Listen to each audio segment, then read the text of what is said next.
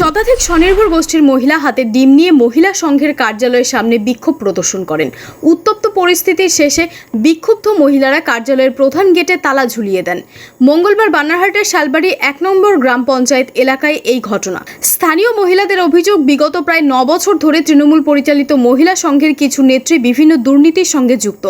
এই দীর্ঘদিনের ক্ষোভের বহিঃপ্রকাশ ঘটাতেই এদিন তারা সংঘের কার্যালয়ে হাজির হন।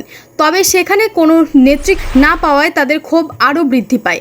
কার্যালয়ের ভেতরে ধান ঝাড়াই মেশিন ও মিনি পাওয়ার টিলারের মতো গুরুত্বপূর্ণ সরকারি প্রকল্পের সরঞ্জাম দীর্ঘদিন ধরে অকেজো অবস্থায় পড়ে রয়েছে। সংঘের নামে বরাদ্দ একটি গাড়ি নিয়ম ভেঙে বেসরকারি স্কুলে ভাড়া খাটানো হচ্ছে বলে অভিযোগ।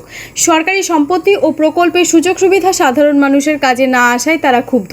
খবর পেয়ে দ্রুত ঘটনাস্থলে পৌঁছায় বানারহাট থানার বিশাল পুলিশ বাহিনী।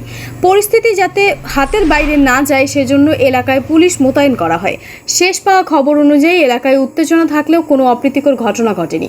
বিক্ষুব্ধ মহিলারা পুরো ঘটনার নিরপেক্ষ তদন্তের দাবি জানিয়েছেন এবং দোষীদের বিরুদ্ধে দ্রুত শাস্তিমূলক ব্যবস্থা গ্রহণের আহ্বান জানিয়েছেন। এই প্রতিবেদন লেখার সময় পর্যন্ত মহিলা সংঘের কোনো নেত্রীর প্রতিক্রিয়া পাওয়া যায়নি। পুলিশ পুরো ঘটনার তদন্ত শুরু করেছে। Bureau report, XTV Bangla. আমরা আজকে আসছি যে আমাদের স্বনির্ভর গোষ্ঠীর মিলন মহিলার যে সংঘনেত্রীর কাছে হিসাব নিতে আমরা সব গ্রুপ একসাথ হয়ে আসে। ওনাকে আমরা হিসাব চাই, তখন উনি বললেন যে আমাদের কমিটি নাই, কমিটি আসবে তারপরে আমি হিসাব দিব। পরে ও ফোন করে বললো যে ও আজকে ওরা আসবে না, দুয়ারে সরকারি গেছে। তো আমরা 11টা থেকে আসে এখানে ছিলাম। পরে আমি এখন হিসাব দিব না, ইলেকশনের পরে। কিসের হিসাব নিতে আসছেন? আমরা সঙ্গে যে 9 বছরের যে দুর্নীতি হয়েছে, যে ফাউন্ডের যে কি আসছে ওই হিসাব আমরা নিতে চাই। মূলত কোন দুর্নীতির কথা বলছেন? দুর্নীতি আমাদের সঙ্গে যেগুলা হিসাব থাকে, সিআইএফ এর পয়সা, বিডিও কি ওগুলা লোন থাকে, এই যে এনজিওর যত সুযোগ সুবিধা। কার বিরুদ্ধে অভিযোগ করছেন? আমরা সঙ্গে সবাই 8 জনের বিরুদ্ধে। বডিটা হ্যাঁ, নাম বলুন। ওদের মানে সংঘ সভানেতৃত্ব হচ্ছে রেণুকা রায়, তারপরে সম্পাদিকা দীপা, চাম্পা আছে, চম্পা পালিয়ে গেছে। বলছিলাম যখন জিপিতে আসলেন তখন কি তারা ছিল?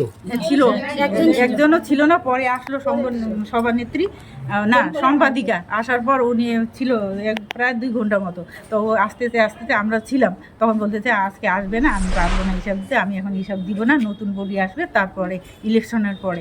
ডিম কেন আপনার হাতে? ডিম কেন হাতে? ডিম তো আমরা হিসাব নিয়ে যদি আমরা সংঘনেত্রীকে না পারে আমরা ডিম দিতাম।